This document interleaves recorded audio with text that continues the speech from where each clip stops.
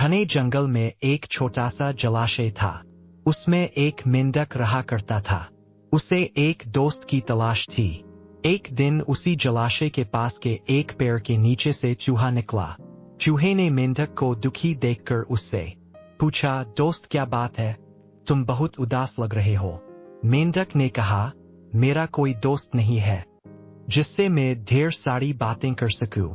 अपना सुख दुख बताओ। इतना सुनते ही चूहे ने उछलते हुए जवाब दिया, अरे आज से तुम मुझे अपना दोस्त समझो, मैं तुम्हारे साथ हर वक्त रहूंगा। इतना सुनते ही मेंढक बेहद खुश हुआ। दोस्ती होते ही दोनों घंटों एक दूसरे से बातें करने लगे। मेंढक जलाशय से निकलकर कभी पेड़ के नीचे बने चूहे के बिल में चला जाता तो कभी दोनों जलाशय के बाहर बैठकर काफी बातें करते।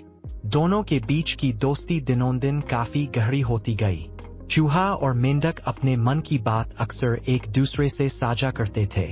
होते होते मेंढक के मन में हुआ कि मैं तो अक्सर चूहे के बिल में उससे बातें करने जाता हूँ, लेकिन चूहा मेरे जलाशय में कभी नहीं आता।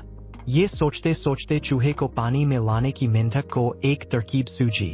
चालाक मेंढक ने चूहे से कहा, दोस्त हमारी मित्रता बहुत गहरी हो गई है, अब हमें कुछ ऐसा करना चाहिए जिससे एक दूसरों की याद आते ही हमें आभास हो जाए। चूहे ने हामी भरते हुए कहा, हाँ जरूर, लेकिन हम ऐसा करेंगे क्या?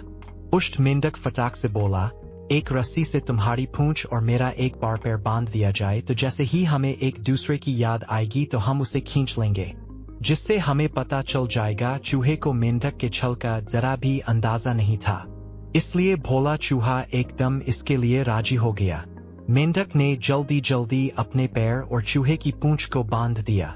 इसके बाद मेंढक ने एकदम पानी में छलांग लगा ली। मेंढक खुश था क्योंकि उसकी तरकीब काम कर गई।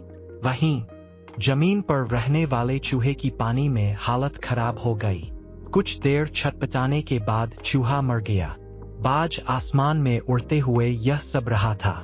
उसने जैसे ही पानी में चूहे को तैरते हुए देखा तो बाज तुरंत उसे मुंह में दबाकर उड़ गया।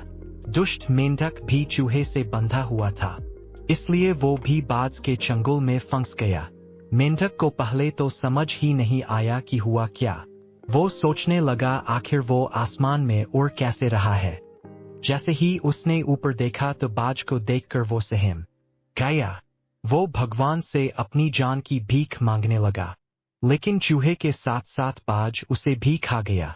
मेंढक और चूहा की कहानी से सीख, दूसरों का नुकसान पहुंचाने की सोच रखने वालों को खुद भी नुकसान उठाना पड़ता है। जो जैसा करता है वो वैसा ही भरता है। इसलिए बच्चों, दुष्ट लोगों से दोस्ती नहीं करनी चाहिए और हर किसी की हाँ में हाँ नहीं मिलानी चाहिए, बल्कि अपनी बुद्धि का भी प्रयोग करना चाहिए।